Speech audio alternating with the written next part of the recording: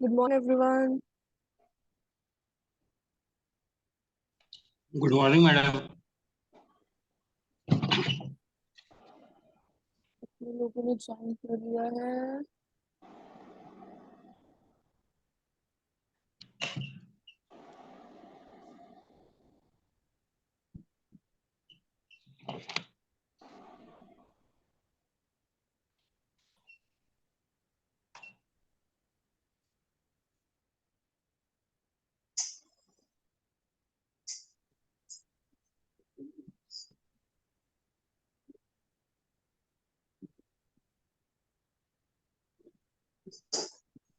Screen और voice एक बार confirm कर दीजिए, सब क्लियर है?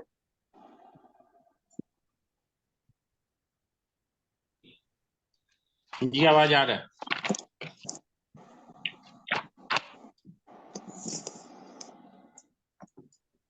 ठीक है। ठीक है, तो शुरू करते हैं। अब हम लोगों को आगे के चैप्टर्स करने हैं। हम लोगों ने चैप्टर 1 और 2 कर लिया था। Next we have chapter 3। अभी हम लोग मॉड्यूल 1 कर रहे हैं। तो चैप्टर 3 एंड चैप्टर 4 हम लोग कोशिश करेंगे कि आज खत्म करते हैं।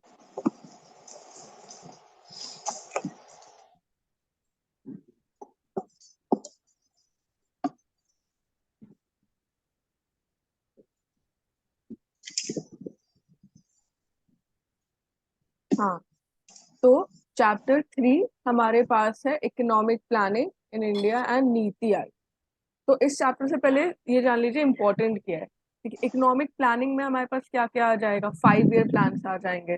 तो 5 ईयर प्लान्स को हमको किस तरीके से पढ़ना है? हर 5 ईयर प्लान का एक तो जो ईयर था, कब लॉन्च हुआ था 5 ईयर प्लान, उसके अलावा उसका ऑब्जेक्टिव क्या था, और उसका जो हम लोगों ने गेन किया था या फिर जो हम लोग का गोल या फिर जो अचीवमेंट था, कितना ग्रोथ रेट अचीव किया था। ये 3 चीजें बस 5 ईयर प्लान से याद करनी है, इससे ज्यादा डिटेल में याद नहीं करनी। और इकोनॉमिक प्लानिंग में हम लोग को याद करना है जो हम लोगों का प्लानिंग कमीशन था। प्लानिंग कमीशन वो स्टैब्लिश हुआ था, फिर उसको हटा दिया गया, फिर नीति आयोग आ गया। नीति आयोग के बारे में बेसिक चीजें इंपॉर्टेंट यही है नीति आयोग, क्योंकि सबसे रिसेंट डेवलपमेंट है ये। तो हमको इस तरीके से इस चैप्टर को कवर करना है। अच्छा, ये बताइए, आप लोगों ने जो हम लोगों ने पहले चैप्टर्स पढ़े उसके कुछ क्वेश्चन सॉल्व करने की कोशिश की, रिवाइज किया फिर उसको?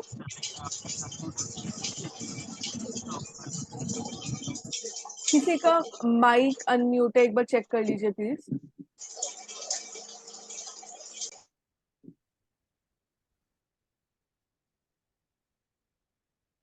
Thank you. हाँ, तो आप लोग के पास कल का टाइम था। चलिए, अगर नहीं भी किया है तो कोशिश कीजिए। आप जैसे जैसे साथ में रिवाइज करते जाएंगे जो भी हम लोग पढ़ रहे हैं, तो वो बेटर रहेगा, वो क्लियर होता जाएगा। तो क्वेश्चंस प्रैक्टिस कीजिए, और कुछ रिवीजन की जरूरत नहीं। क्वेश्चंस बस प्रैक्टिस कीजिए, एमसीक्यूज प्रैक्टिस कीजिए, उससे पूरा कॉन्सेप्ट क्लियर हो जाएगा। ठीक है, तो स्टार्ट करते हैं। तो इंडिया में हम लोगों के यहाँ जो इकोनॉमिक प्लानिंग स्टार्ट हुई थी, उसमें बेसिकली डिसीजन ये लेना था हम लोग को, जब हम लोग को इंडिपेंडेंस मिल गया था, कि what to produce and how to produce. ये ना एक कॉन्सेप्ट होता है, इसको बोलते हैं central problems of economy. Central problems of economy. हर एक नेशन, हर एक कंट्री कुछ क्वेश्चंस को आंसर करना चाहती है। What to produce, how to produce, और एक और होता है for whom to produce. India का फोकस किस पे था? What and how to produce, that is. Yes, revise किया है तो क्वेश्चन क्वेरी रेज किया। Okay okay, very good very good. Question query raise किया है, will discuss it in the question discussing session. That is very good.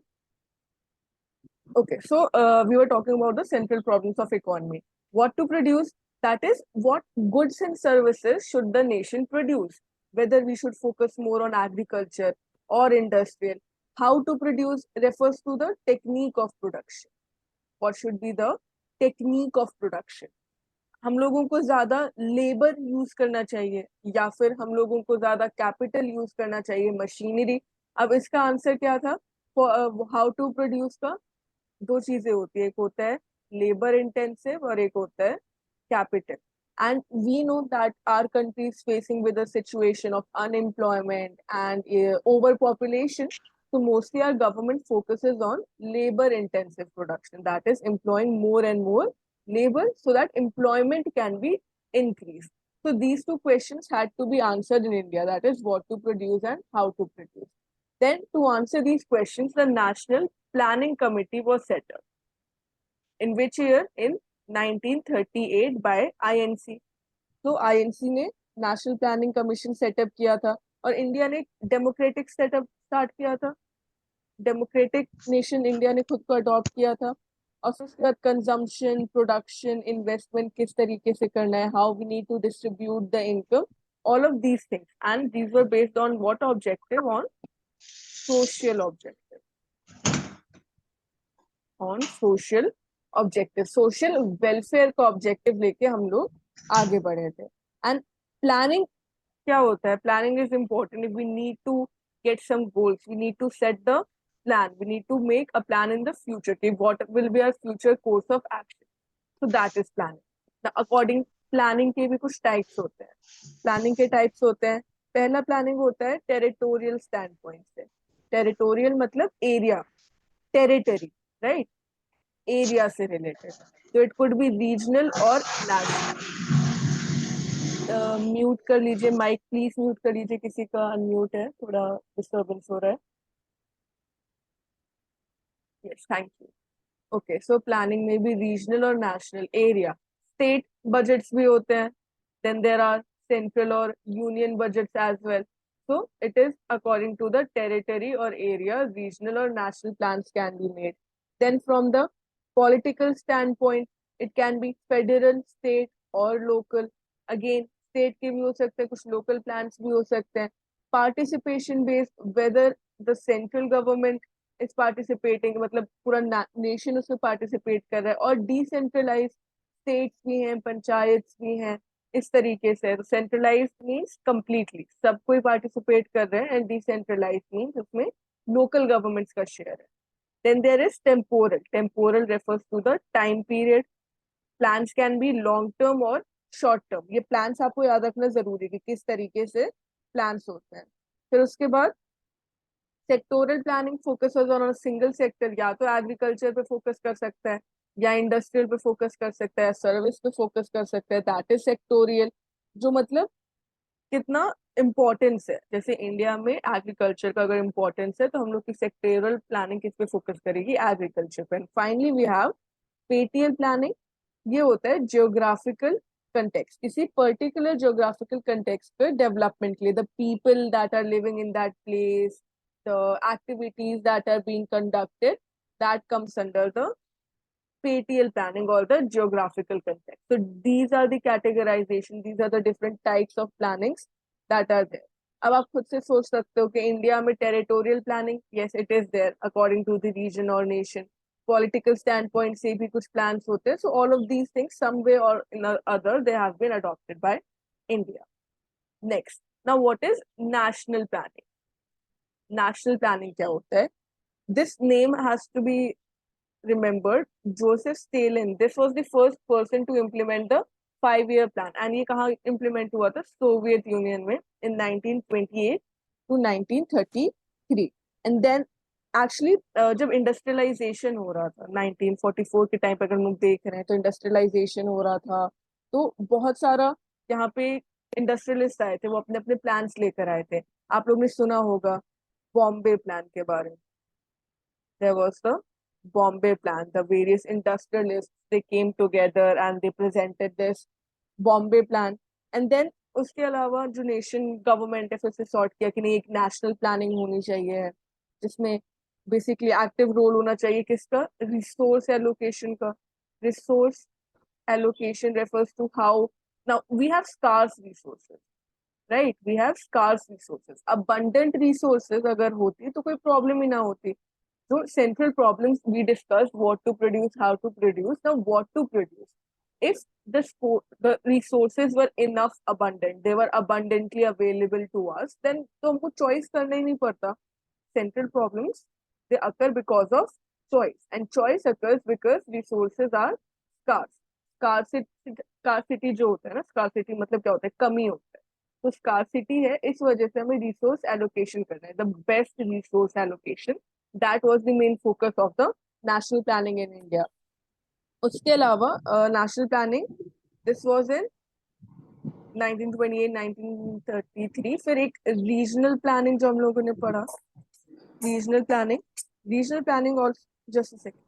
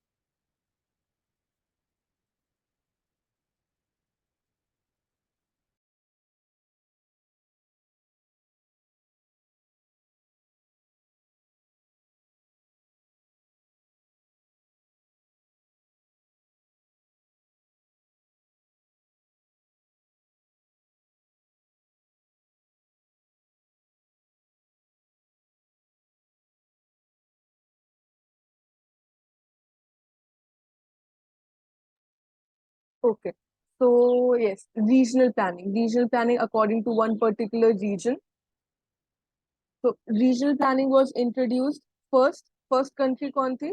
The United States. In which year? In 1916. This was the first country. National planning was first introduced in Soviet Union and regional planning in the United States. That is in 1916. Then, if we talk about India, now India is a very different nation from these developed nations. We are still developing. At that time, after independence and planning was implemented, India was still, we can say, it was underdeveloped. Our situation was not very good. So there were certain objectives of planning in India.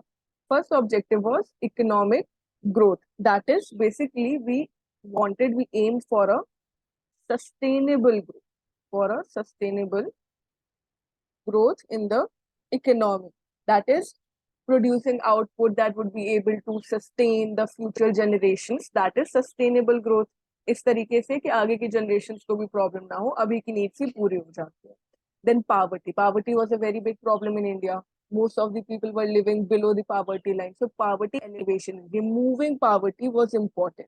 Elevate so many programs were introduced. We'll be also discussing about the program, certain poverty elevation. And then after that, we have employment generation. Unemployment has still remained a very big problem for India. So reducing unemployment, this became an important part. Social justice and reducing the inequalities. Income inequalities are there, economic disparities are there. Both these are at the intrapersonal level as well as interpersonal. These are between the different sectors of the economy. So inequalities and injustices had to be removed. Self-reliant economy. Now, self-reliant, there's a difference between self-reliance and protection, right? Protectionism refers to inward looking policy, inward looking, where we do not want to globalize, जहाँ पे हम लोग बाकी पूरे world के साथ trade नहीं करना चाहते, हम कोटास लगाते हैं, टेरिस लगाते हैं, that is protectionism. Self reliant क्या होता है? सेल्फ रिलायंट मीन्स हम लोग अपने यहाँ पे प्रोडक्शन बढ़ा रहे हैं. जैसे जो आज के स्टेप्स ले जा रहे हैं इंडिया में, वो सेल्फ रिलायंस के लिए. इम्पोर्ट कम करें, हम लोग ज्यादा से ज्यादा मैन्युफैक्चरिंग इंडस्ट्रियल गुड्स खुद के डोमेस्टिक टेरिटरी में प्रोड्यूस करें. And then finally modernisation of economy. इसके लिए क्या किया गया था? इंडस्ट्रियलाइजेशन पे फोकस किया गया था. इंडस्ट्रियलाइजेशन पे फोकस किया था. अब फिर क्या हुआ था? हम लोगों ने जब इकोनॉमिक प्लानिंग स्टार्ट की, तो जब इकोनॉमिक प्लानिंग स्टार्ट की थी तो एक्चुअली 1930s में ही प्लानिंग की बात शुरू हो गई थी कि मतलब इंडिपेंडेंट इंडिया एक planned economy, we will be a planned economy. Planned economy मतलब क्या होता है? कितना आउटपुट प्रोड्यूस होना है, कितना इनकम जनरेट होना है, then how much has to be consumed. All of these things will be planned and implemented. So this was decided that India would be a planned economy. And then 1950s में planning start हो गई थी. Start कैसे हुई थी? सबसे पहले जो हम लोगों का प्लानिंग कमीशन था वो स्टैब्लिश हुआ था. प्लानिंग कमीशन के बाद 5 year प्लान्स आए थे. ईयरली प्लान्स आए थे, एनुअल प्लान्स आए थे, so these were happening till NITI Aayog, फिर नीति आयोग आ गया था। सो प्लानिंग कमीशन स्टार्ट हुआ था 1950 में, and prime minister, and it was headed by the deputy chairman. तो ये प्लानिंग कमीशन का था। इसमें जो भी प्लानिंग करनी थी सिंस 1950s, ये प्लानिंग कमीशन के पास ही रिस्पॉन्सिबिलिटी थी। And the national development council, plans were made and then these were approved for implementation by the National Development Council and it was chaired by the Prime Minister. Meanwhile, central government जितनी भी decentralized, वो लोग कोशिश कर रहे थे planning को decentralize कर, okay, but this happened only till 2015 when the government of India established the Niti Aayog to replace the planning commission. So Niti Aayog ने replace कर दिया, एंड अब नीति आयोग प्राइमरीली वर्क करता है सारे स्टेट्स को। NITI Aayog works on the decentralisation principles, not only the central government but also the states are equally involve, that is the main aim. Okay, तो यहाँ पे याद के रखना है नीति आयोग क्या किस तरीके से वर्क करता है, थिंक टैंक की तरह। NITI Aayog is the think tank to provide technical assistance to the government. Federal, federal मतलब क्या होता है, जो डिसेंट्रलाइज गवर्नमेंट होती है उसी को फेडरल कहते हैं, राइट। तो ये था जो प्लानिंग हिस्ट्री है इंडिया की, how planning started and how it is going on. Now इस चैप्टर में और इम्पोर्टेंट क्या है, that we discuss about the 5 year plans that were implemented, right. तो फर्स्ट 5 year प्लान, क्योंकि प्लानिंग स्टार्ट हुई थी 1950 में, first 5 year plan came in 1951 to 56। तो ये इकोनॉमिक डेवलपमेंट की स्टार्टिंग थी and it was presented by Jawaharlal Nehru जो फर्स्ट पीएम थे उस टाइम पे। तो उस टाइम पे जो हिंदू रेट ऑफ ग्रोथ चल रहा था, हम लोगों ने पढ़ा था ना लास्ट चैप्टर में, हिंदू रेट ऑफ ग्रोथ ये बहुत स्लो चल रहा था, केएन राज का कॉन्सेप्ट था। एंड देन बेसिकली ये किस पे फोकस कर रहा था, एग्रेरियन सेक्टर पे, investment in dams and irrigation. Objective, like हमने कहा ना, हमको ऑब्जेक्टिव पढ़ना है, हमको ईयर पढ़ना है और ग्रोथ करना है। दूसरा इंपॉर्टेंट क्या है, ये हैरिट डोमार मॉडल पे बेस्ड था। हम लोग और भी पढ़ेंगे कौन सा मॉडल जो हमने अडॉप्ट किया था किस पे बेस्ड। तो Herriot Domar is an economist, एक बहुत फेमस इकोनॉमिस्ट है, वो क्लासिकल में आते हैं और उन्होंने ये मॉडल,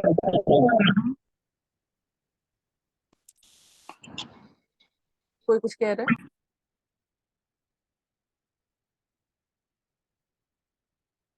नेवर माइंड।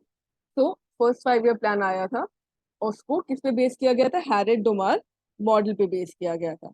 देन उसके बाद इसमें और भी बहुत सारी चीजें हुई थी, जैसे कि आईआईटीज स्टैब्लिश हुए थे, 5 IITs were established in this period, but that is not for importance अगर वो याद भी नहीं रखोगे। ऑब्जेक्टिव याद रखना है एंड देन ग्रोथ। यहाँ पे टारगेट ग्रोथ रेट जो सेट की गई थी, टारगेट मतलब जो हम लोग ने एक्सपेक्ट किया था, expected growth rate that was 2.1% and achieved growth rate था 3.6। so first 5 year plan में हम लोग जितना टारगेट किया था उससे ज्यादा अचीव किया था, so that was a good fact।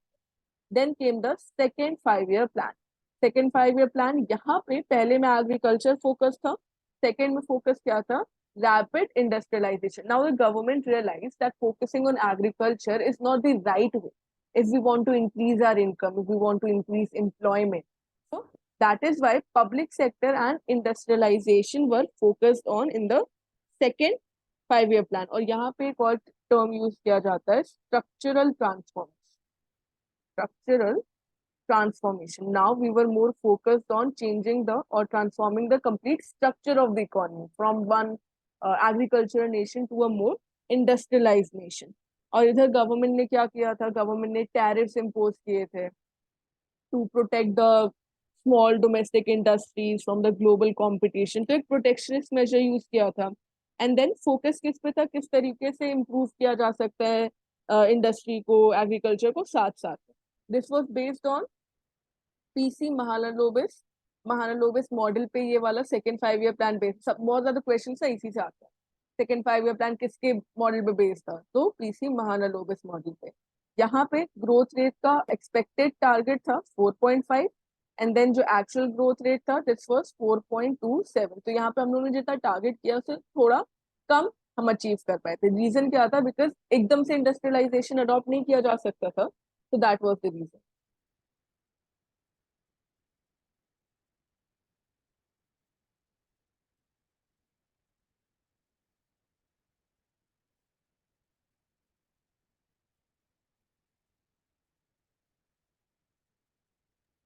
After that, we have the, wait a second.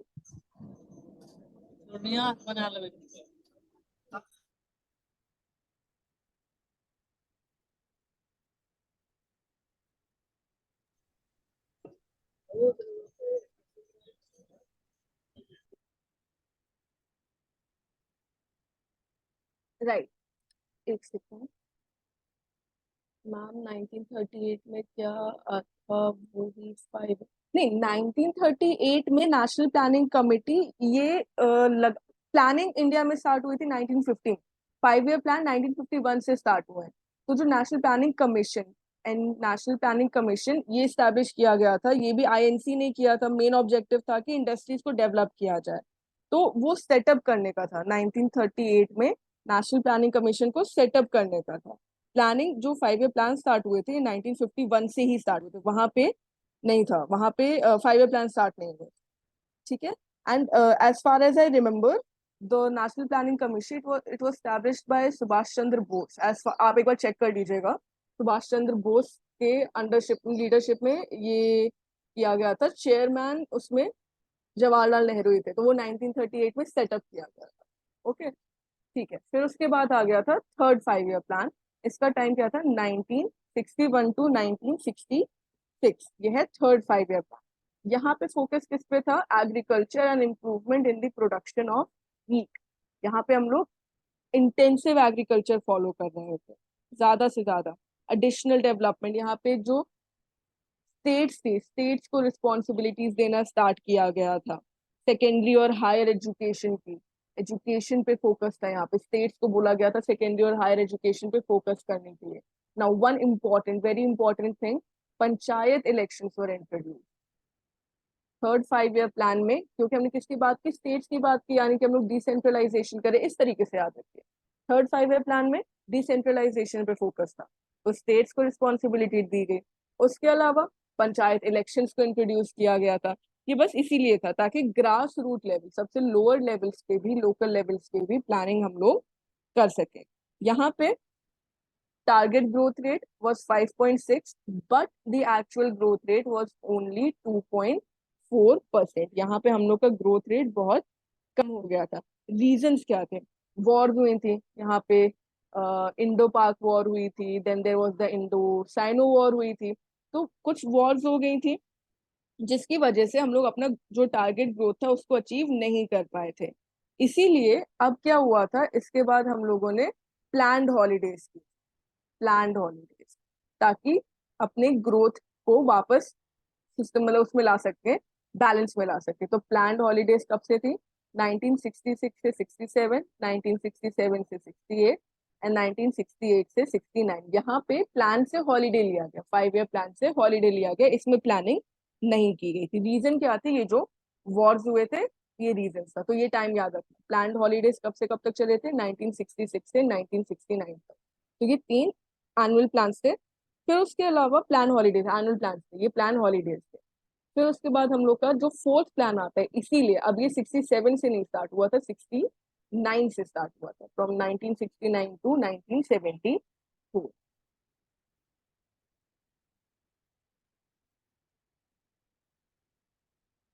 Joseph जो हम लोग ने यहाँ पे स्टार्टिंग में किया, वो देखिए, वो उसके लिए था। सोवियत यूनियन में जो उन्होंने नेशनल प्लानिंग स्टार्ट की थी, वो उसके लिए था।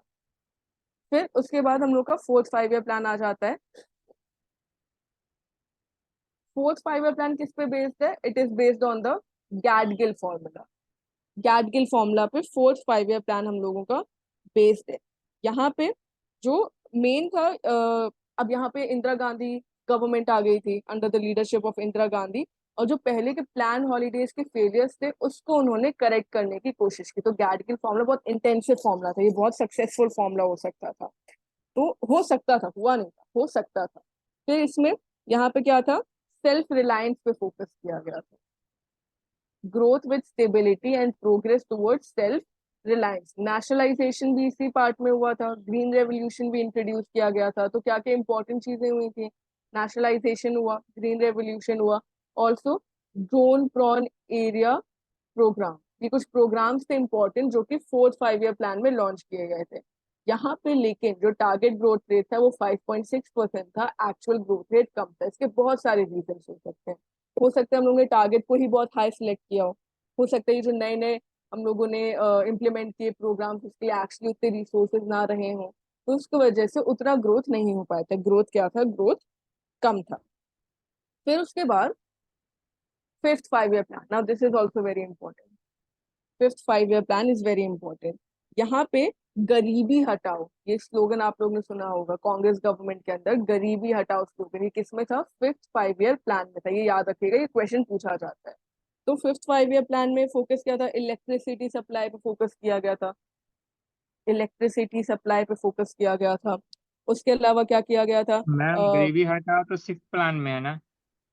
यहाँ से स्टार्ट हो गया था, यहाँ पे बोल दिया गया था गरीबी हटाने पे, मतलब गरीबी हटाओ प्लान यहाँ पे इंट्रोड्यूस कर दिया गया था, गरीबी मैम हटाओ। तो क्वेश्चन पूछेगा तो किस में देना है, सिक्स प्लान या फिफ्थ प्लान में?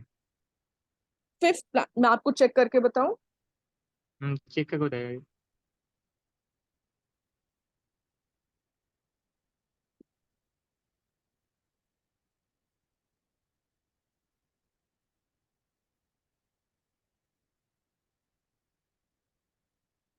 फिफ्थ 5 ईयर प्लान में ही आया था, गरीबी हटाओ फिफ्थ 5 ईयर प्लान में ही आएगा। इंदिरा गांधी गवर्नमेंट के अंदर आया था टू रिमूव पावर्टी। कंफ्यूज नहीं करना, सिक्स में नहीं, फिफ्थ 5 ईयर प्लान में गरीबी हटाओ था।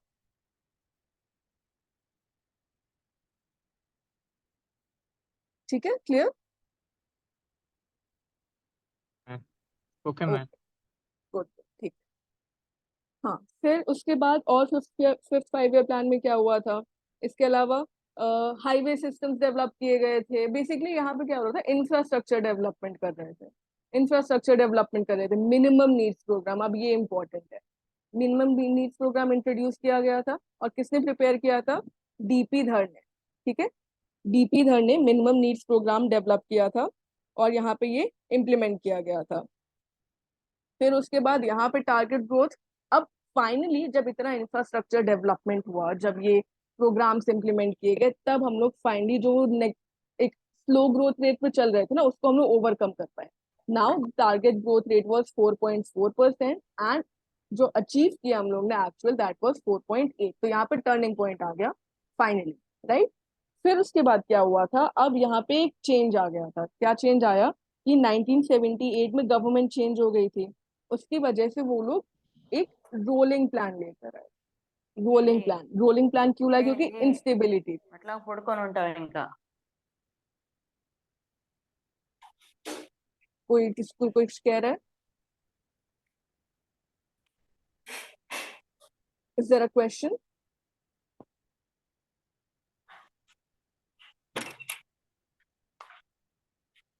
Okay, so rolling plan 1978 to 80, मतलब यहाँ पे क्या हो रहा था?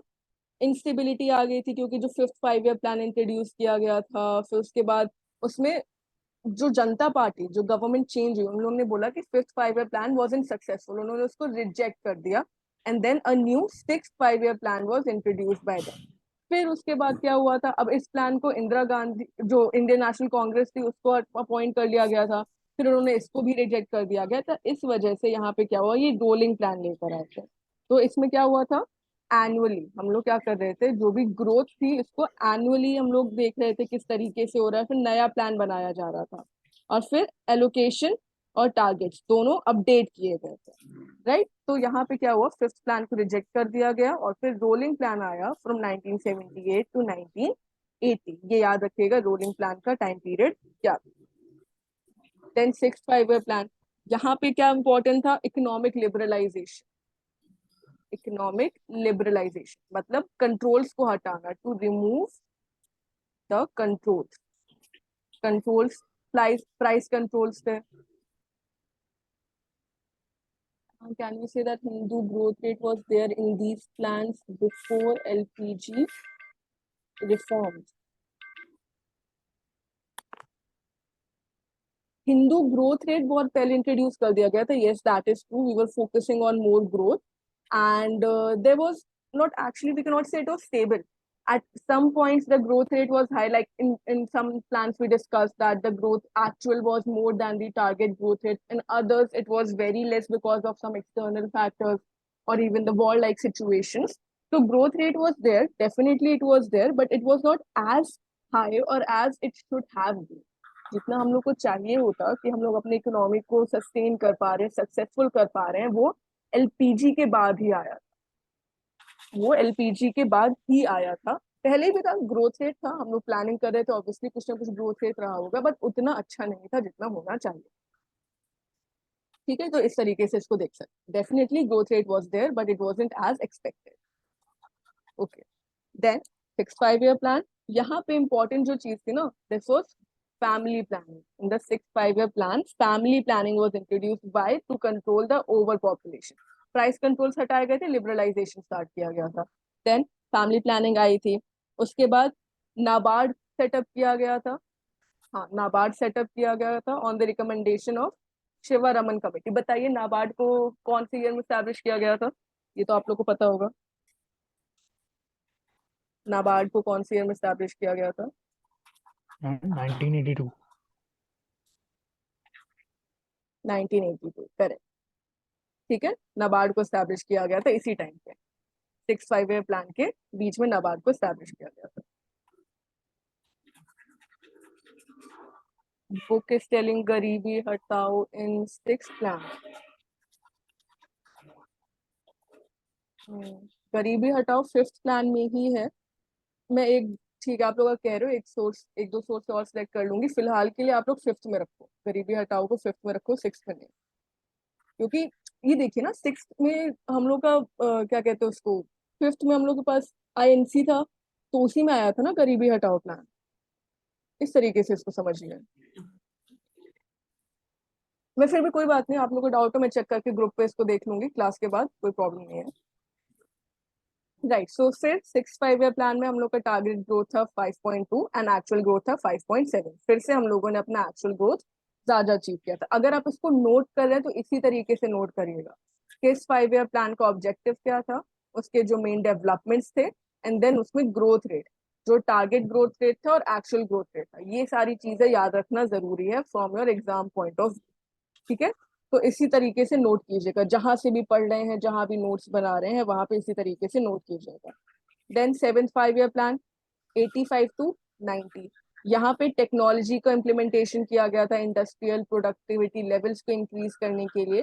एंड यहाँ पे जो 7th 5 year प्लान था उसके अंदर और क्या क्या चीजें हुई थी, सेल्फ सस्टेन्ड ग्रोथ। इन लोग ने एक प्लान किया था कि the year 2000, till the year 2000 India will achieve self sustained growth, ये इन लोगों ने टारगेट किया था। यहाँ पे जो टारगेट ग्रोथ रेट थी 5%, और यहाँ पे जो एक्चुअल ग्रोथ रेट थी ये था 6.01%। ये एक बहुत इंपॉर्टेंट फैक्टर है, इंडिया ने जितना ग्रोथ टारगेट रखा था उससे ज्यादा अचीव किया था यहाँ पे। This was because of the use of technology. अब हम लोग ने टेक्नोलॉजी इम्प्लीमेंटेशन स्टार्ट कर दिया था। Then after that came annual plans.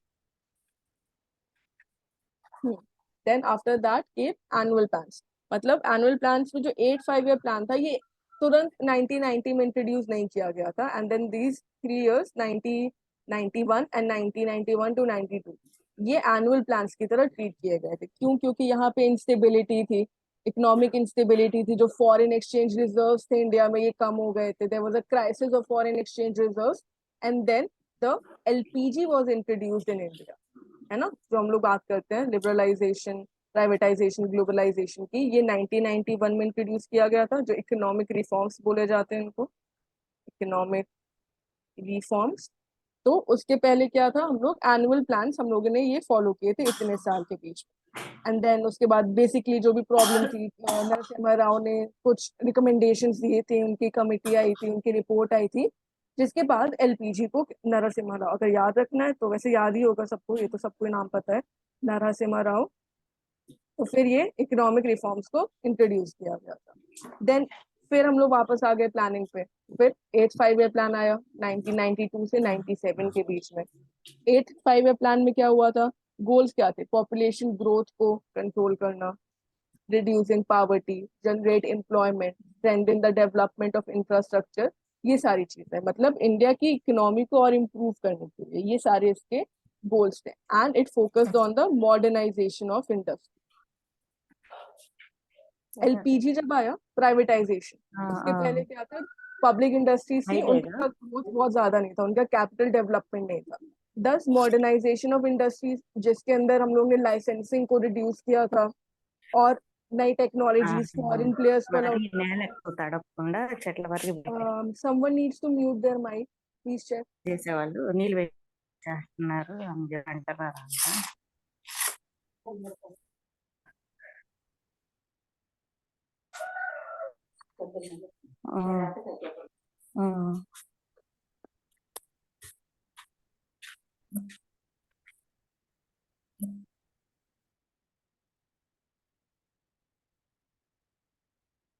Okay, तो फिर 8th 5 ईयर प्लान में हम लोग का जो ग्रोथ था 5.6 and actual growth was way above that 6.8। हम लोगों ने 8th 5 ईयर प्लान में 6.8 ग्रोथ अचीव किया था, काफी हाई था ये।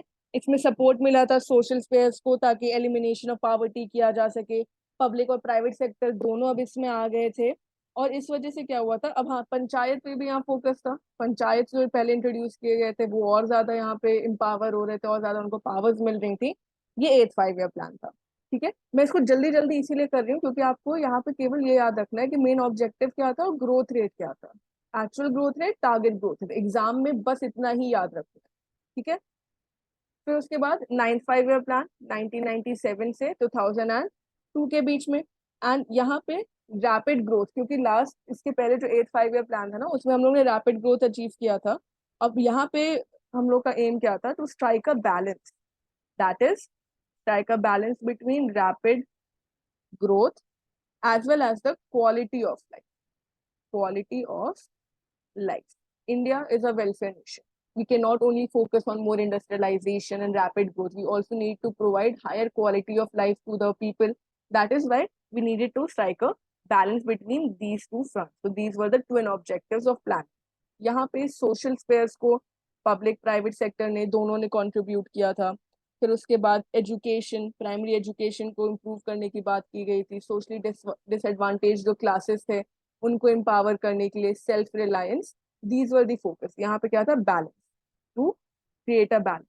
एंड यहाँ पे टारगेट ग्रोथ रेट था 7.1, बट एक्चुअल ग्रोथ रेट थोड़ा सा इससे कम था, 6.8 रह गया था। ठीक है, मुझे तो लग रहा है 7.1% ना ये ओवर टारगेट कर दिया गया था, इतना हाई टारगेट नहीं करना था। फिर भी कोई बात नहीं, 7.1% और 6.8। फिर 10th 5 ईयर प्लान आया 2002 से 2007, हम लोग इसमें आ गए, हम लोग 2000 वाले टाइम में आ गए। यहाँ पे inclusive growth, 10th 5 year plan, ये बहुत इंपॉर्टेंट है, क्वेश्चन आता है। इंक्लूसिव ग्रोथ पे यहाँ पे फोकस किया गया था, किस पे, इंक्लूसिव ग्रोथ पे, that is including all the sectors of the nation. तो reducing poverty, creating employment, regional inequalities, ये सब रिड्यूस करना, जेंडर गैप, जेंडर गैप जो होता है इसको रिड्यूस करने के लिए 10th 5 ईयर प्लान में बात की थी। वेज रेट्स को इंक्रीज करने के लिए बात की गई थी। टारगेट ग्रोथ रेट क्या था, 8.1, actual growth rate was 7.6। Still it is good, 7.6 growth rate is good. तो इतना यहाँ पे 10th 5 ईयर प्लान में हम लोगों ने अचीव कर लिया था। ठीक है, तो इंपॉर्टेंट क्या है, इंक्लूसिव ग्रोथ कौन से प्लान में था, 10th, एंड जेंडर गैप को कवर कर। फिर ये दोनों हमारे पास बचते हैं 11th 5 year plan. 11th 5 year plan में क्या था, increase the enrolment in higher education and IT institutes. अब हायर एजुकेशन पे यहाँ पे फोकस आया था। ठीक है, जो 11th 5 ईयर प्लान था इसका एम था rapid and more inclusive growth, rapid and more inclusive growth. यहाँ पे भी जो 10th 5 ईयर प्लान का एम था उसी को और कंटिन्यू किया गया था। जेंडर इनइक्वालिटी को कम करना है। यहाँ पे नाम आता है सी रंगराजन का। he was the person who prepared the 11th 5 year plan.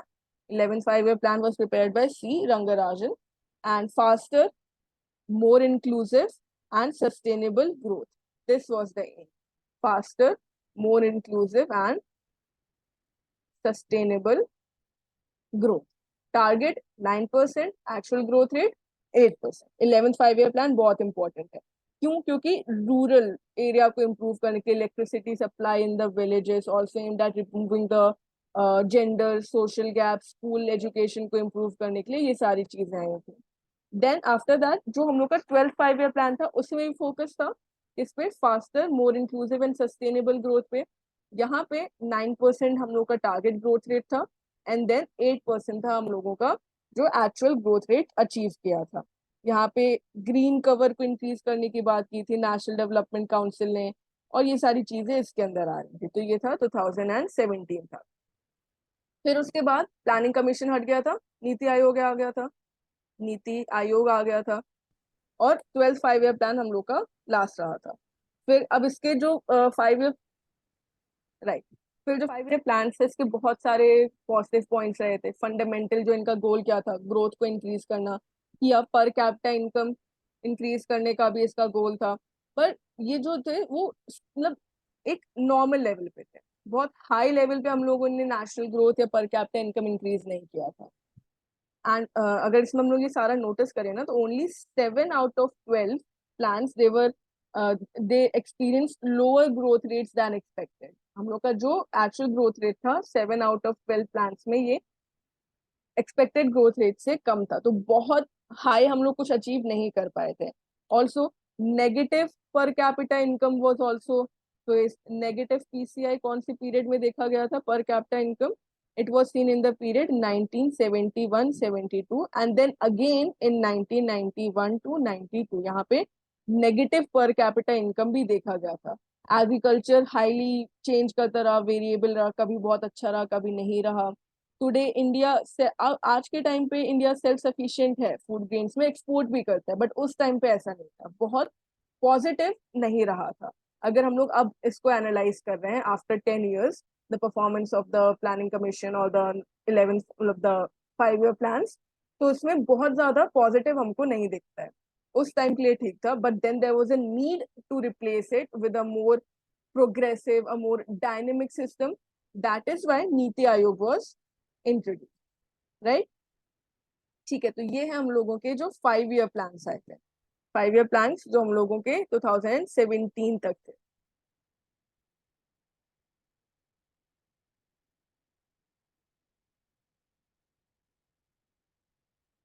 And currently कोई भी एक्टिव 5 year प्लान इंडिया में नहीं है। क्यों? क्योंकि अब जो है हम लोगों ने ज्यादा लॉन्गर डेवलपमेंट स्ट्रैटेजी को अडॉप्ट किया है under the NITI Aayog.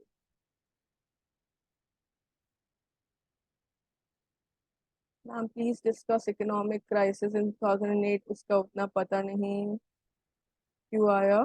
SDG goals, sustainable development goals दूसरे चैप्टर में हम उसको डिस्कस करेंगे। 2008 क्राइसिस भी हम लोग डिस्कस कर लेंगे, ठीक है, इसको मैं नोट कर लेती हूँ। We will discuss the economic crisis of 2008, ठीक है, लेमन क्राइसिस का था, एंड SDG goals discuss. SDG goals ना बहुत लंबा टॉपिक है, और है हम लोग का इसमें चैप्टर है, हम उसमें एसडीजी गोल्स को डिस्कस कर लेंगे।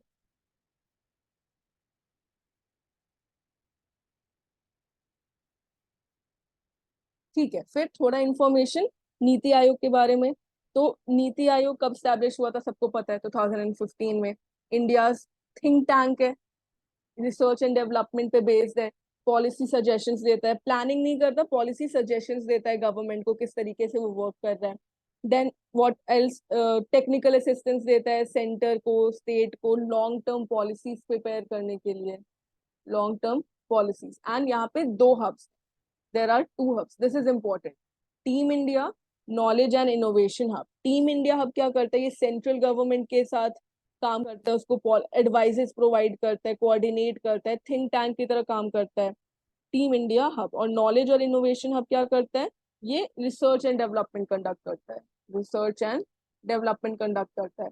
फिर उसके बाद नीति आयोग एक मतलब स्ट्रैटेजिक फंक्शन काम करता है। स्ट्रैटेजिक किस तरीके से वो बेस्ट एडवाइजेस प्रोवाइड कर सकते हैं, इंफॉर्मेशन दे सकते हैं सेंट्रल गवर्नमेंट को for policy implementation, for policy making, that is the function of नीति आयोग। नीति आयोग का जो कॉम्पोजिशन है, इसमें चेयरपर्सन है, that PM acts as the chairperson, ex officio members of Niti Aayog, then there's the vice chairman, full-time members are there, CM of states are also a member of Niti Aayog, फिर lieutenant governors of Andaman and Nicobar islands and special invite. ये नीति आयोग का composition. Functions क्या क्या है? Functions है to to collaborate with the government of the states on the national development.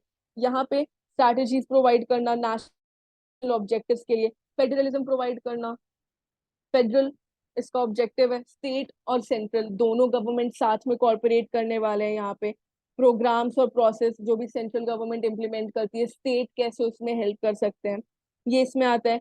Village level पे, village level पे कैसे इंप्रूवमेंट किया जा सकता है, and the priority sectors of the economy that need more prioritisation, जो मतलब ज्यादा इकोनॉमिक एडवांसमेंट के अभी रोड पे नहीं आ पाए, पाथ पे नहीं आ पाए हैं, उनको भी फ्रंट पे लाना। Then under it was developed the national labour economics research and development institute, NILERD।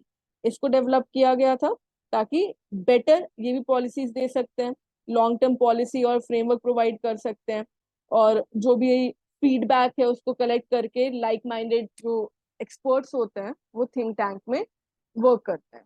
And then to serve as the planning commission successor. Like we said, it has replaced the planning commission and now it is working as a successor. Mainly function यही है, capacity building program, initiative execution, policies के लिए advice provide करना, ये नीति आयोग का function होता है।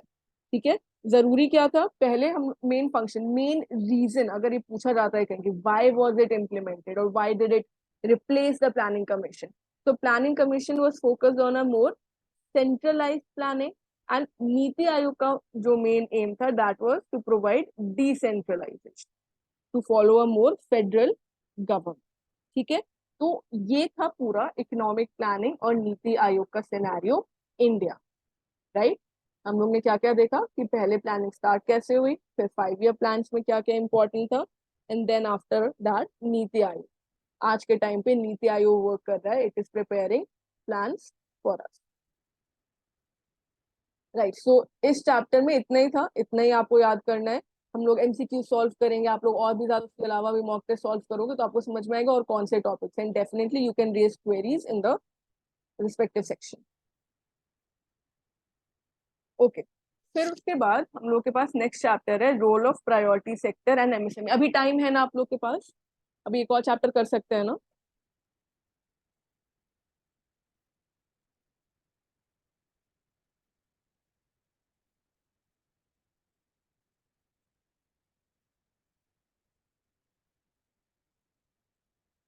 यस ठीक है, तो हम लोग एक और चैप्टर आज कंप्लीट करते हैं, ज्यादा टाइम नहीं लेंगे। ठीक है, तो priority sector, priority sector, priority मतलब इम्पोर्टेंस, एंड MSME जो हम लोग के मीडियम स्मॉल माइक्रो इंडस्ट्रीज होती हैं उसके बारे में। तो उसकी हम लोग इस चैप्टर में क्या पढ़ेंगे, उसकी इंपॉर्टेंस क्या है, क्या क्या पॉलिसीज हैं जो कि डेवलप की गई हैं, बैंक्स क्या रोल प्ले करते हैं प्रायोरिटी सेक्टर में जिसको बोला जाता है प्रायोरिटी सेक्टर लेंडिंग, क्या क्या इनिशिएटिव्स लिए गवर्नमेंट की, कुछ पॉलिसीज हम लोग डिस्कस करेंगे।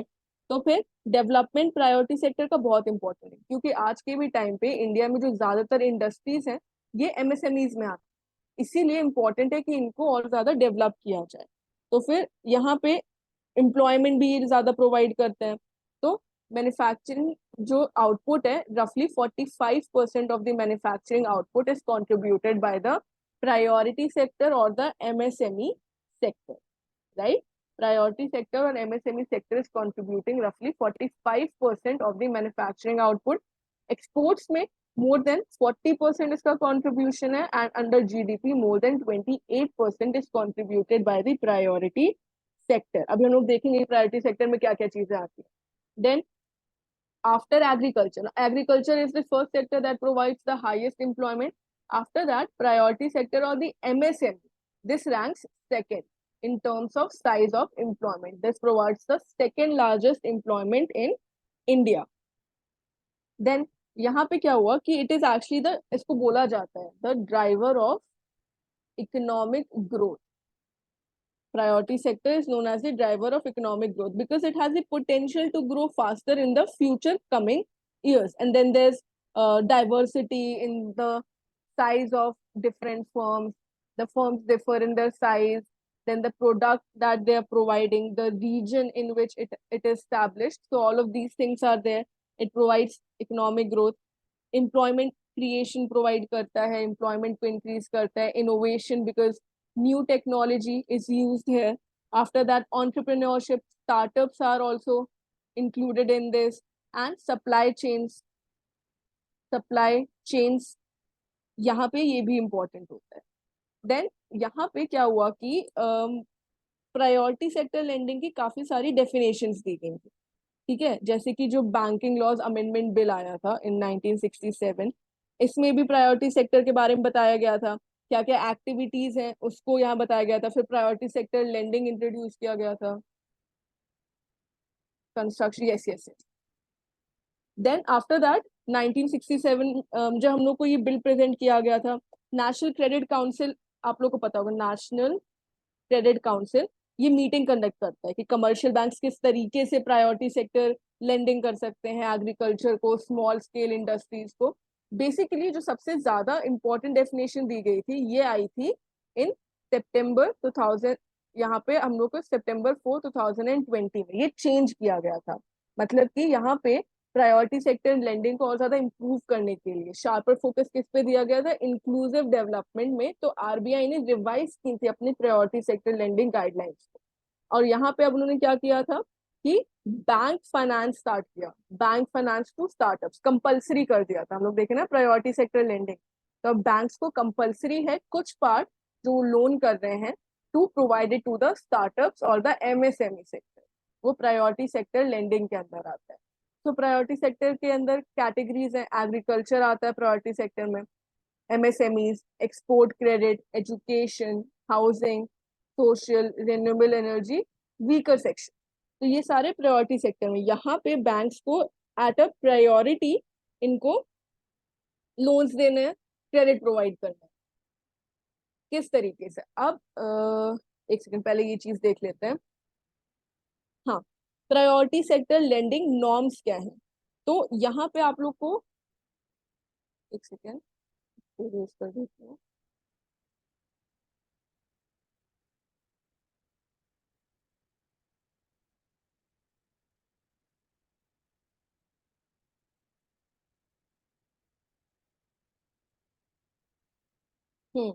तो जब बैंक्स प्रायोरिटी सेक्टर लेंडिंग कर रहे हैं तो उनको, आप लोग ने सुना होगा एएनबीसी, एएनबीसी, अपना एएनबीसी जो होता है एडजस्टेड नेट बैंक क्रेडिट, या फिर जिसको एक और टर्म यूज किया जाता है सीईओ बीई, सीईओ बीई, ये क्या होता है, C is credit equivalent of balance sheet exposures, credit equivalent of balance sheet exposures, ये दोनों टर्म्स याद करना, एडजस्टेड नेट बैंक क्रेडिट और credit equivalent of balance sheet exposures.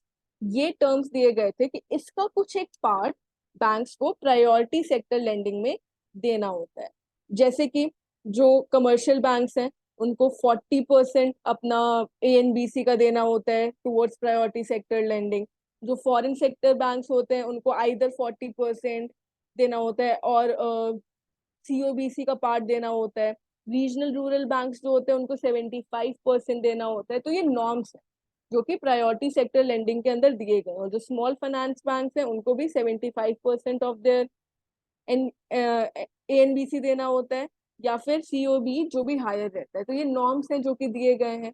इसके आपको नोट्स मिल जाएंगे, कोई प्रॉब्लम नहीं है, ठीक है। इसके नोट्स है, बुक में भी होगा, बुक में भी अवेलेबल होगा, इसके नोट्स भी आप लोग को मिल जाएंगे, अवेलेबल हो जाएंगे।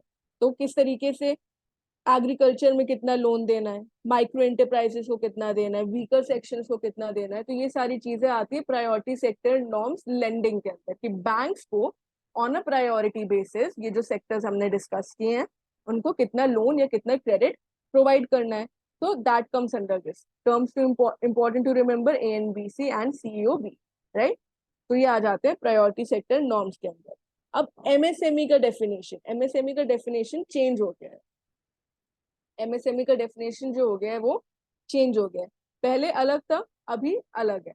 पहले नॉर्म्स आर इम्पोर्टेंट टू लो, एग्जैक्ट अगर आपको नहीं परसेंटेज याद हो रहे हैं तो नहीं, बट एक देखना जरूरी है, मतलब टफ नहीं है। 40%, 75%, 75%, 32%, ऐसा डायरेक्ट डायरेक्ट कंप्लीट वैल्यूज है जो कि दी हुई हैं। क्वेश्चंस इससे आएंगे अगर वो बहुत टफ बनाना चाहेंगे पेपर को, तो अगर नहीं बनाना चाहेंगे तो नहीं आएगा। तो वो कुछ ऐसा घुमा के क्वेश्चन देना चाहेंगे तो ऐसे ही आएगा। डायरेक्ट क्वेश्चंस कैसे आ सकते हैं, like what is the priority sector lending norm for commercial banks under agriculture, direct question है। आप लिख दोगे कितना, 18% या फिर जितना भी होगा 18%, 15%, वो चेक करना होगा। तो इस तरीके से क्वेश्चंस आते हैं कि एग्रीकल्चर में कितना है, एमएसएमईज में कितना है, माइक्रो इंडस्ट्रीज में कितना है, तो वो देखना होगा एक बार ऊपर ऊपर से, राइट। ये इंपॉर्टेंट है, ये डेफिनेशन ऑफ एमएसएमई डेफिनेटली ये इंपॉर्टेंट है, इसको याद रखना जरूरी है, ओल्ड डेफिनेशन और न्यू डेफिनेशन।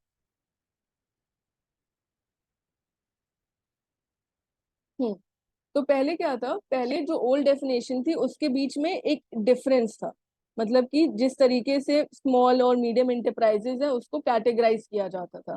फिर उसके बाद नई डेफिनेशन आई, नई डेफिनेशन में ये जो डिफरेंस था इसको हटा दिया गया था, मतलब मैन्युफैक्चरिंग एंड सर्विस इंटरप्राइजेज के बीच में जो डेफिनेशन डिफरेंस था उसको हटा दिया गया था।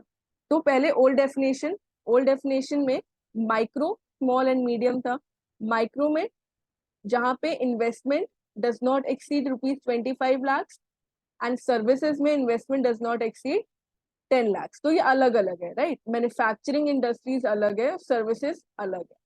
फिर उसके अलावा प्लांट मशीनरी में 25 लाख से 5 crores under manufacturing and services में between 10 lakh and 2 crores। And then medium जो आता है उसमें 5 crores to 10 crores in machinery and in equipment 2 crores to 5 crores। ये ओल्ड डेफिनेशन है। ओल्ड डेफिनेशन को अगर आप हटा दो, ओल्ड डेफिनेशन पे उतना फोकस मत करो, इस पे फोकस करना है new definition, new definition of MSME. ये आसान हो गई है, अब यहाँ पे वो सर्विसेज और मैन्युफैक्चरिंग में डिफरेंशिएट नहीं करता है, दोनों का साथ में लेकर चलता है और ये इजी भी है ज्यादा। पहले investment in plant and machinery, this should be between 1 crore and 5 crores, 1 to 5, 1 to 5 इसी के बीच में होना चाहिए, 5 crore से एक्सीड नहीं होना चाहिए। This is for the micro, right. Micro both for manufacturing and services same है। फिर उसके बाद स्मॉल के अंदर क्या आ जाता है, 10 crores एंड 50, बिटवीन 10 एंड 50। ये है इन्वेस्टमेंट इन मशीनरी और equipment and turnover for the small, and for the medium industries it is 50 crores to 250, 50 to 250, है ना। 1 to 5, 10 to 50, 50 to 250। इसमें मैन्युफैक्चरिंग और सर्विसेज के बीच का डिस्टिंक्शन हटा दिया गया था, राइट। उसके अलावा इंट्रोड्यूस क्या किया गया था, उद्यम रजिस्ट्रेशन पोर्टल, उद्यम रजिस्ट्रेशन सर्टिफिकेट वाज गिवन। यहाँ पे हर एक इंटरप्राइज को ऑनलाइन पोर्टल पे रजिस्टर करना होता है एंड देन उनको उद्यम रजिस्ट्रेशन सर्टिफिकेट मिल जाता है। इससे क्या होता है, जो एमएसएमईज हैं, स्मॉल बिजनेसेस हैं, वो खुद को एक्सपैंड कर सकते हैं। एंड देन उसके बाद और भी बहुत सारे प्लान्स थे, जैसे कि एक प्लान था, ये भी यहाँ पे लिख लो, इसको कहते हैं MSC, that is micro small enterprises cluster development programme, cluster development programme, MSC cluster development programme. इसमें मार्केट सपोर्ट प्रोवाइड किया गया, एक्सपोर्ट प्रमोशन दिया गया, ये सारी चीजें की गई थी। प्राइम मिनिस्टर ने भी बहुत सारे ऐसे प्लान्स और इंट्रोड्यूस किए थे। Generation programme, employment generation programme आपने सुना होगा, हम लोग आगे डिस्कस करेंगे, कोई टेंशन नहीं है, ये सारे हम लोग ने आगे लिखे भी हैं। देन देयर इज स्फूर्ति, जो स्फूर्ति प्रोग्राम था, स्फूर्ति इसका स्कीम फॉर ये रीजनरेशन ऑफ ट्रेडिशनल इंडस्ट्रीज के लिए था। बेसिकली जो ट्रेडिशनल इंडस्ट्रीज थी, टीआई, उसके लिए था कि जो पुरानी इंडस्ट्रीज है उनको और कैसे रिजर्विनेट किया जा सके, उनको कैसे फिर से मार्केट में कंपटीशन में लाया जा सके। ठीक है, तो हम लोग ने क्या देखा, किस तरीके से एमएसएमई इंपॉर्टेंट है, जॉब क्रिएशन देता है, इनोवेशन देता है, सप्लाई चेन्स को इम्प्रूवमेंट देता है। अगर इंडिया में प्रेजेंट स्टेटस देखें,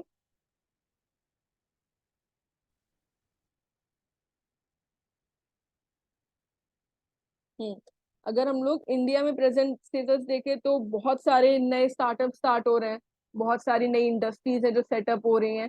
that is because of the norms and the priority sector lending that is being provided by the bank. अब आता है bank credit to MSME sector, ये हम लोग ने ऑलरेडी डिस्कस कर लिया, कॉन्ट्रीब्यूशन कितना कितना है, एम्प्लॉयबिलिटी कितना है, साइज है, ये सारी चीजें हमने ऑलरेडी डिस्कस कर ली।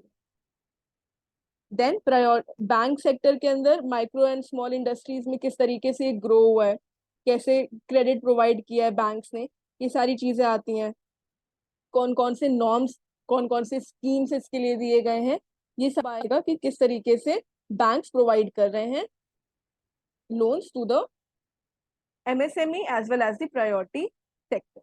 ठीक है, तो इसमें क्या क्या स्कीम्स है, इंपॉर्टेंट क्या हम लोग के लिए, ये गवर्नमेंट स्कीम्स को देखना कि कितनी स्कीम्स है जो कि गवर्नमेंट ने दी है ताकि इम्प्रूव किया जा सके एमएसएमई सेक्टर को। तो बहुत सारी स्कीम्स है, आत्मनिर्भर भारत पैकेज है, make in India, stand up India, startup India, ये कुछ पॉपुलर स्कीम्स है जो कि स्टार्ट की गई हैं ताकि इम्प्रूव किया जा सके। उसमें से पहला क्या है, मेक इन इंडिया।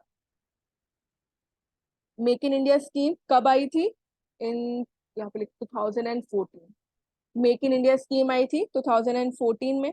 और इसमें इंडिया को जो ऑब्जेक्टिव था, इसमें इंफ्रास्ट्रक्चर डेवलपमेंट का था। इंफ्रास्ट्रक्चर डेवलपमेंट, जो भी प्रोडक्शन हो रहा है बाहर के जो कंपनीज है उसको इंडिया में इस तरीके से अट्रैक्ट करना कि वो यहाँ पे आके प्रोडक्शन करे, यहाँ पे आके उनका और ज्यादा जनरेशन हो सके, that was the main M. इसमें इंपॉर्टेंट है कि आप लोग ये 4 पिलर्स जो है, 4 pillars of make in India, that you remember, new processes, new infrastructure, new sectors and new mindset. New processes, new infrastructure, new sectors and new mindset. These were the 4 pillars. Aim was to increase the contribution of manufacturing sector. Manufacturing sector का contribution increase करना to 25% of the GDP. This was to 2020, 2022. ये aim रखा गया था जब make in India को यहाँ पे establish किया गया था।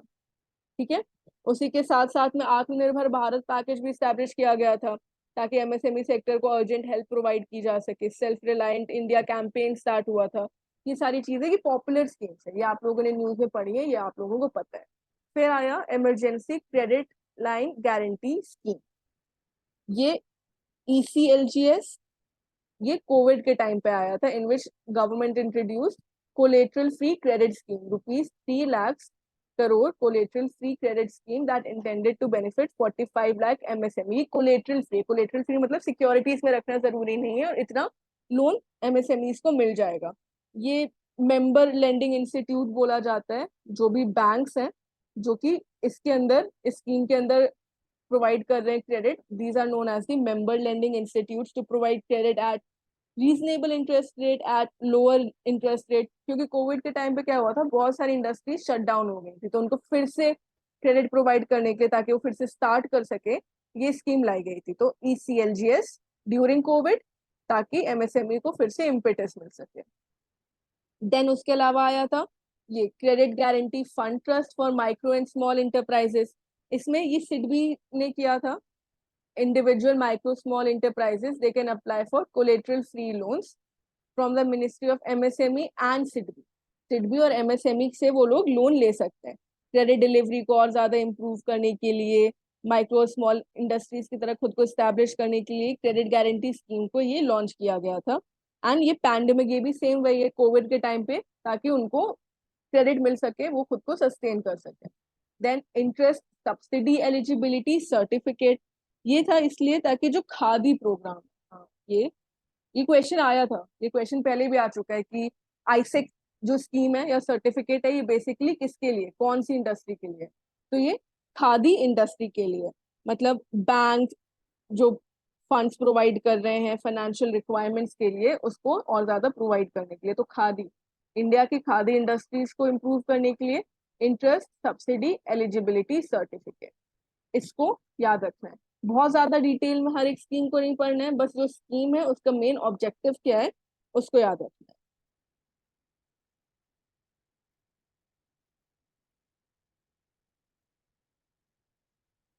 फिर उसके बाद हाँ, startup India, stand up India, ये भी इम्पोर्टेंट है हमारे पास। कब आए थे, 2016 में, स्टार्टअप इंडिया और स्टैंड अप इंडिया के बीच में। तो फिर यहाँ पे किस तरीके से इनोवेशन को प्रमोट किया जा सकता है, लार्ज स्केल एम्प्लॉयमेंट अपॉर्चुनिटीज दी जा सकती हैं weaker sections of the nation, जैसे कि फीमेल्स या those belonging to the SC/ST category, so that they can start their own green field business ventures. ये स्टैंड अप इंडिया था वीकर सेक्शंस के लिए। इंडिविजुअल्स जो कि ऑलरेडी स्टार्टअप फॉर्म कर चुके हैं, उनको बेटर फाइनेंस प्रोवाइड करना, टैक्स ब्रेक्स दिए गए थे इसके अंदर, टैक्स ब्रेक्स दिए गए थे। एम क्या था, यही था। तो उसके बाद एक स्टार्टअप कल्चर इंडिया में और ज्यादा इंप्रूव करने के लिए। और फिर स्टैंड अप इंडिया किसके लिए था, for the weaker sections of the society. Then production linked incentive scheme, ये भी बहुत इंपॉर्टेंट है। देखो जो ऑलरेडी पूछे जा चुके हैं उनको रिपीट करने के चांसेस होंगे, जो नहीं पूछे गए हैं उनको अब पूछे जाने के चांसेस होते हैं। तो प्रोडक्शन लिंक्ड इंसेंटिव स्कीम ये भी इंपॉर्टेंट है। ये आत्मनिर्भर भारत जो आत्मनिर्भर है उसी के लिए था कि to become more self reliant, an allocation of 1.97 lakh crores this was made by the government so that to make India more self reliant. And then इसके अंदर जॉब क्रिएशन, इसका एम क्या था? इसका एम था job creation, social welfare and taxation. This was the aim of the production linked incentive scheme. Tax break provide किया था, import को रिड्यूस करना था, एक्सपोर्ट को इंक्रीज करना था, राइट? ये हो गया था पीएलआई स्कीम. उसके अलावा और भी बहुत सारी स्कीम्स थी. उद्यमी मित्र पोर्टल ये स्टैब्लिश किया गया था so that to provide credit and hand holding services to MSMEs. Then MSME Sambandh to monitor and implement of the public procurement from MSMEs. तो MSME संबंध भी यहाँ पे आया था, उद्यमी मित्र पोर्टल, MSME संबंध आया था, जो भी सेंट्रल सेक्टर इंटरप्राइजेज है प्रोक्योरमेंट के लिए.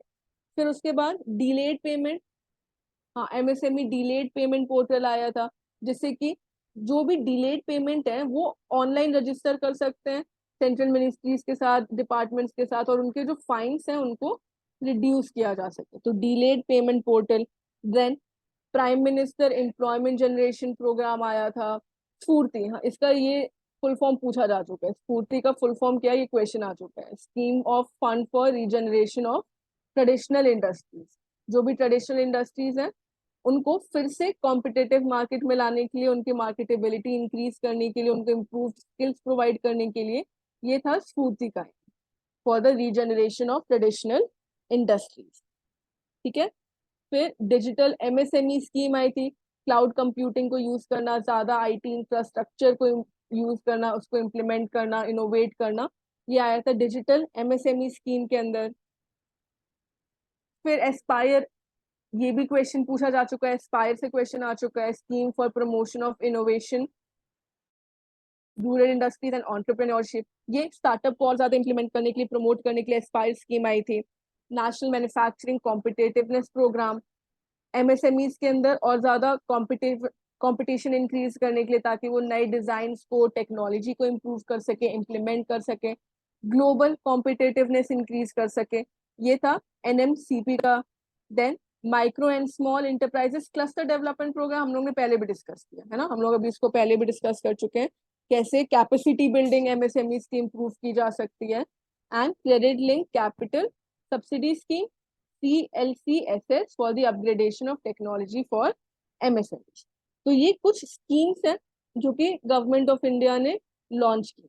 इसमें से इंपॉर्टेंट क्या क्या है जो पॉपुलर है? Make in India, stand up India, startup India. उसके अलावा इससे ऑलरेडी पूछा जा चुका है इंटरेस्ट सब्सिडी एलिजिबिलिटी सर्टिफिकेट, ये क्या होता है? प्रोडक्शन लिंक्ड इंसेंटिव, देन स्फूर्ति, एस्पायर, ये सारी चीजें हैं जो कि इंपॉर्टेंट है. ये सारी चीजें हैं जो कि क्वेश्चंस में आ सकती हैं, जो कि एग्जाम में पूछे जा सकते हैं. ठीक है. तो ये सारी स्कीम्स हो गया. आपको ये स्कीम्स के ऑब्जेक्टिव्स देखने हैं, उसके full form, schemes and their objectives and full, right. इसके अलावा अब हम लोग को क्या देखना है? हमको क्वेश्चंस देखने, हम लोग क्वेश्चन सॉल्व करेंगे और फिर उसके बाद हम लोग देखेंगे कि क्या क्या डाउट्स हैं जो कि और आ सकते हैं, और किस तरीके से हम लोग इसको अपनी प्रिपरेशन को और इम्प्रूव कर सकते हैं. वो सारी चीजें भी हम लोग डिस्कस कर सकते हैं.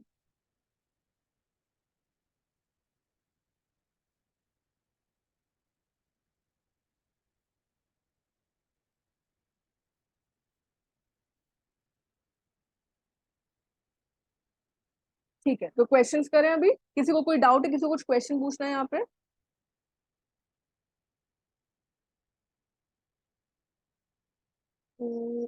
नाम सर इम्पोर्टेंट पहले के मैसेज है. ठीक है, तो क्वेश्चंस करें. रेडी हैं आप लोग? क्वेश्चंस करते हैं. Okay. First question, which of the following statements accurately describes the role of NITI Aayog? हाँ चलिए स्टार्ट करिए, आंसर देना, चैट बॉक्स में आंसर कीजिए.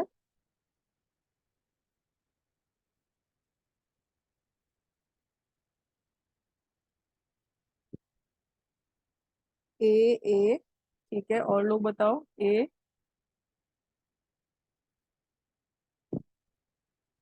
किसी ने एस भी बोला है, एस तो ऑप्शन ही नहीं है। ठीक है, हाँ ए, सब लोग ए बोल रहे हैं, तो ए सही है। ए स्टेटमेंट क्या बोल रहा है? NITI Aayog sorry stands ma'am, for. ये तो आ गया, ये होगा। जी जी बिल्कुल, हाँ ए है।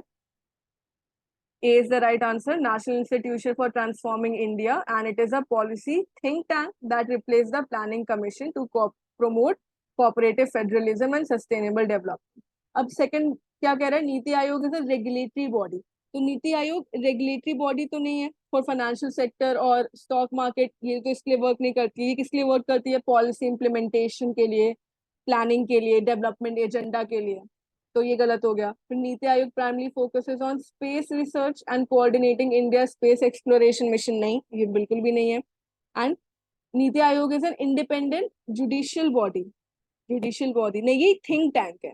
ये क्या है? ये थिंक टैंक है। ये कॉन्स्टिट्यूशन के अंदर किया गया है, सेंट्रल और स्टेट गवर्नमेंट के अंदर प्लानिंग के लिए। तो ये इंडिपेंडेंट जुडिशियल बॉडी नहीं। राइट, तो A is the right answer. Next, which of the following is not a category under agriculture? अच्छा, ये पूछ रहे हैं कि जो प्रायोरिटी सेक्टर एग्रीकल्चर किया जाता है, तो उसमें कौन सा इसके अंदर नहीं आता? Options: farm credit, agriculture infrastructure, land lease, ancillary services, none of the above.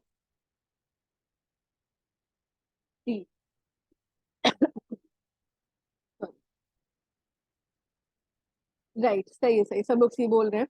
तो तीन ही कैटेगरीज है जो कि एग्रीकल्चर के अंदर आती हैं। देर are 3 sub categories that come under agriculture. These are farm credit, then agriculture infrastructure and ancillary activity. Land lease नहीं आती, यहाँ पे पूछा गया है नॉट अ कैटेगरी, तो लैंड लीज ये हमारा सही आंसर हो जाएगा। देन थर्ड, ये तो बहुत सिंपल है, the main objective of the first 5 year plan of India, हम लोग ने अभी देख लिया। बताइए। डी, हाँ, फर्स्ट 5 ईयर प्लान का हम लोग का ऑब्जेक्टिव था डेवलपमेंट ऑफ एग्रीकल्चर। ठीक है, अब हाँ, अभी पीएसएल से आ गया। Which organisation has assigned priority sector lending status to India startup sector? India के स्टार्टअप सेक्टर को पीएसएल का स्टैंडर्ड स्टेटस किसने दिया है? डी, किसके लिए बोल? क्वेश्चन 4 का आंसर दीजिए। क्वेश्चन 4।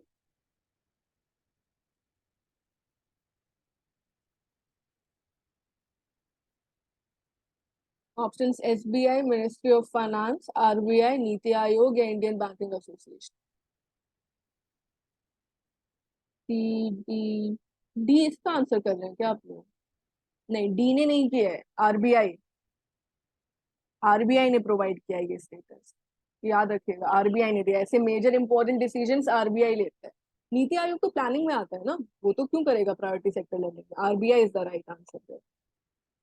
जो आरबीआई है वही पीएसएल गाइडलाइंस देता है। जैसे कि जो भी कमर्शियल बैंक्स है ना, कि जो हम लोग डिस्कस कर रहे थे, 40% of A and B C देना है, या 10% ऑफ प्रायोरिटी सेक्टर लेंडिंग, जो भी हायर है, ये सारे नॉर्म्स आरबीआई देता है, नीति आयोग नहीं देता है। ये सारे नॉर्म्स कौन देता है? आरबीआई देता है। ठीक है, तो the right answer is C. जिसने भी सी दिया सही है। Fifth question, consider the following statements about production linked incentives. PLI scheme से है, ये स्कीम से क्वेश्चन है। ये स्टेटमेंट्स देखने, मल्टीपल स्टेटमेंट क्वेश्चन है, और फिर इन ऑप्शंस में से सही आंसर सिलेक्ट करना। Statements: the PLI scheme aims to provide financial incentives to manufacturers. Scheme is also applicable to agriculture sector. PLI scheme is expected to reduce dependence on imports and promote domestic manufacturing. सी, सब सी बोल रहे, very good. हाँ सही है। मतलब ये scheme किसके लिए थी? मैन्युफैक्चरिंग सेक्टर के लिए थी, मतलब कि इलेक्ट्रॉनिक्स, फार्मास्यूटिकल, ऑटोमोबाइल्स, इन सब के लिए। पर ये एग्रीकल्चर पे नहीं अप्लाई होता, it is not applicable to agriculture. So 1 and 3, yes, C is the right answer. 1 and 3। PLI कब लॉन्च किया गया था? 2020 में लॉन्च किया गया था। क्यों? जितने भी सेक्टर्स हैं इससे रिलेटेड, मैन्युफैक्चरिंग से रिलेटेड, उनको इंक्लूड करने के लिए। और ये एग्रीकल्चर सेक्टर को कवर नहीं करता है। ठीक है, फिर what is the correct full form of Aspire, हाँ ये question, full forms, what is the correct full form of Aspire?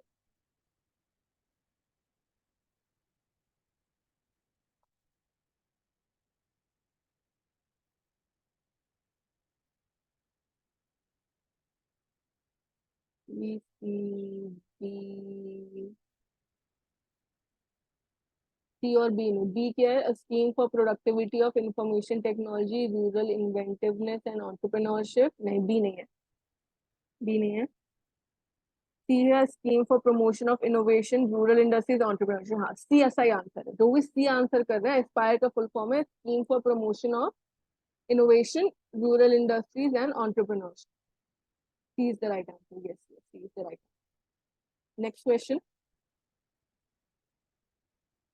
The documents published by NITI Aayog, NITI Aayog कुछ डॉक्यूमेंट पब्लिश करता है, कौन कौन से करता है? 15 year vision, 7 year strategy, 5 year strategy, 3 year action agenda. बताओ कौन कौन से स्टैब्लिश करता है, पब्लिश करता है नीति आयोग?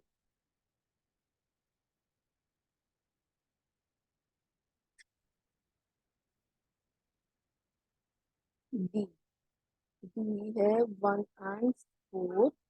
ओके, और लोग आंसर करो। B 2 and 4, 7, 8। क्वेश्चन 7 के लिए आंसर करना है, क्वेश्चन 7।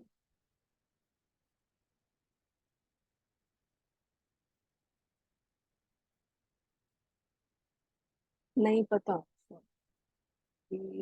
हाँ अब आया सही आंसर। सब लोग अलग अलग आंसर दे रहे हैं, सही आंसर है ऑप्शन सी। 15 ईयर विजन देता है, 7 ईयर स्ट्रैटेजी देता है और 3 ईयर एक्शन एजेंडा देता है। ये डॉक्यूमेंट्स पब्लिश किए हैं NITI Aayog, 15 year vision, 7 year strategy और 3 ईयर एक्शन एजेंडा। डिटेल में जाने का आपके एग्जाम के लिए जरूरी नहीं है, डिटेल में जाने के लिए जो लोग और गवर्नमेंट एग्जाम से तैयारी कर रहे हैं वो लोग पढ़ें। आप लोग के एग्जाम के लिए क्या जरूरी है कि नीति आयोग के जो डॉक्यूमेंट्स है कौन से करते हैं। तो 15 ईयर विजन देता है, 7 ईयर स्ट्रैटेजी और 3 ईयर एक्शन एजेंडा, ये नीति आयोग के documents 1, 2 and 4, option C. Next, NDC is an organ, हाँ ये एनडीसी से रिलेटेड क्वेश्चन स्टेटमेंट है, बताना है कौन सा स्टेटमेंट सही है। स्टेटमेंट्स पढ़िए और फिर आंसर दीजिए।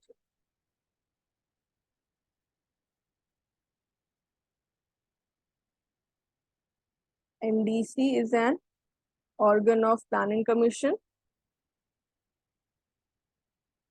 Economic and social planning is kept in concurrent list. The Constitution of India prescribes that panchayat should be assigned the task of preparation of plans for economic development and social justice.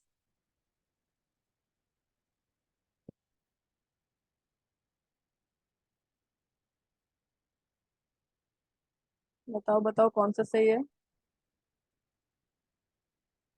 C, C, D, A, C, नहीं एक ही answer सही होगा, C।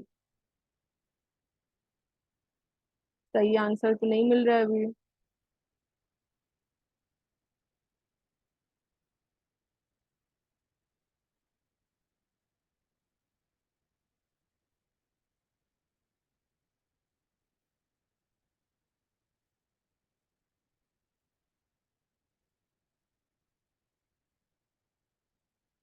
चलो, सही answer है option B, option B 2 and 3।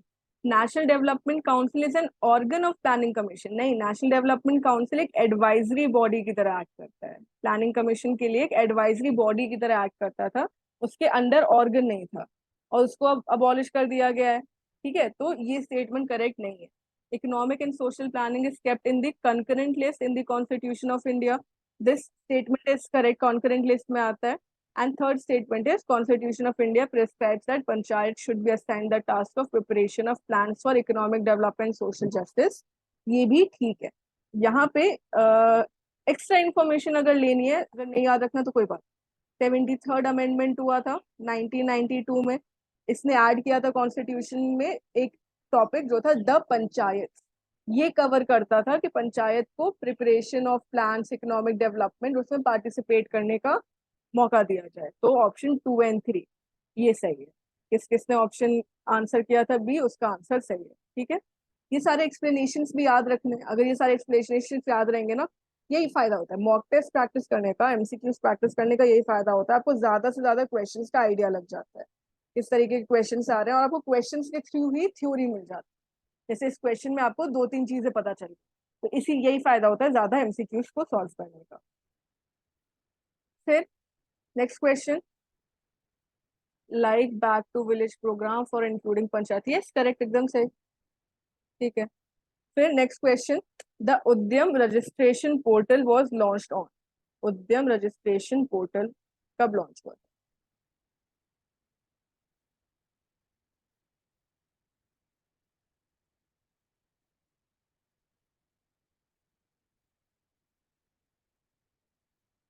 B, दो ही answer आ रहे हैं इसके, अच्छा आ रहे हैं, हाँ ठीक है, yes, B is the right answer, correct. 2020 correct date क्या है इसका? 1 जुलाई 2020। क्यों? ताकि जो एमएसएमईज है वो रजिस्टर कर सके। किसने इस, अच्छा ये भी बता दो, उद्यम रजिस्ट्रेशन पोर्टल किस मिनिस्ट्री ने लॉन्च किया था? कोई बता सकता है किस मिनिस्ट्री ने लॉन्च किया था उद्यम रजिस्ट्रेशन पोर्टल?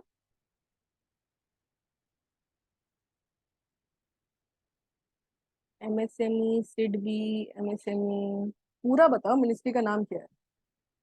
सिडबी तो नहीं है, सिडबी तो मिनिस्ट्री है नहीं ना, सिडबी कैसे कर सकता है?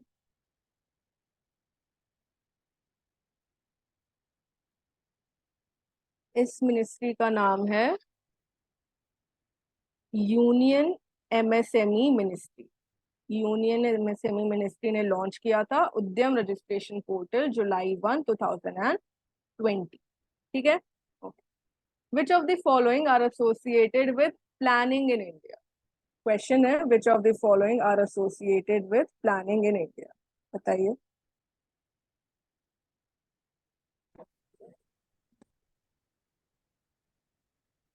Finance commission, national development council, union ministry of rural development, union ministry of urban development and parliament. Which of the following are associated with planning in India?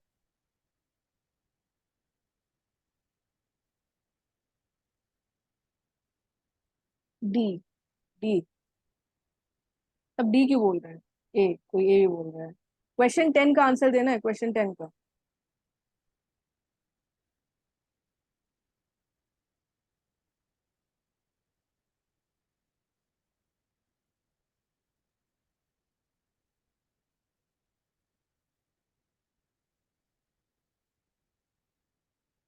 नहीं, बहुत कंफ्यूजन हो गया यहाँ पे। तो प्लानिंग से रिलेटेड एक तो national development council, finance commission planning थोड़ा करता है। फाइनेंस कमीशन तो अपना बिल्स देता है, वो अपना गवर्नमेंट वो देता है, बजट देता है।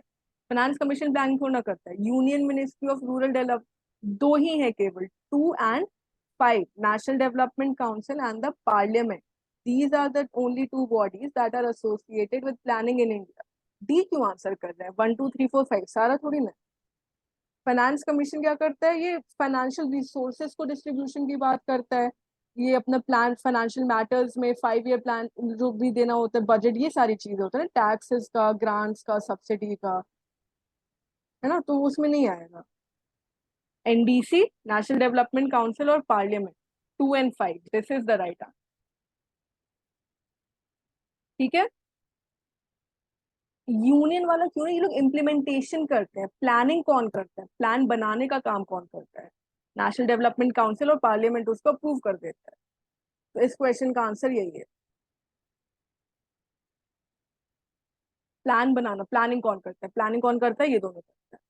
राइट, ठीक है, आज के लिए इतने ही क्वेश्चंस थे। अब आप लोग बताओ, किसी को कुछ क्वेश्चन पूछना है, किसी को कोई क्वेरी है इन दोनों चैप्टर से रिलेटेड, प्लानिंग से रिलेटेड या प्रायोरिटी सेक्टर लेंडिंग से related? Any queries?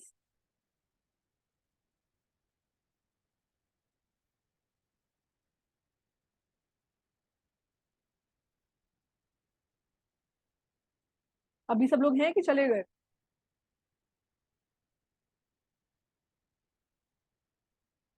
Very no ma'am.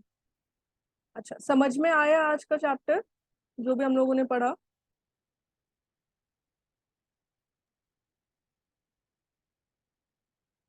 Okay now मैं फिर से ये चीज रिपीट कर रही हूँ, कि what we are studying here, this is going to give you an introduction of the chapters.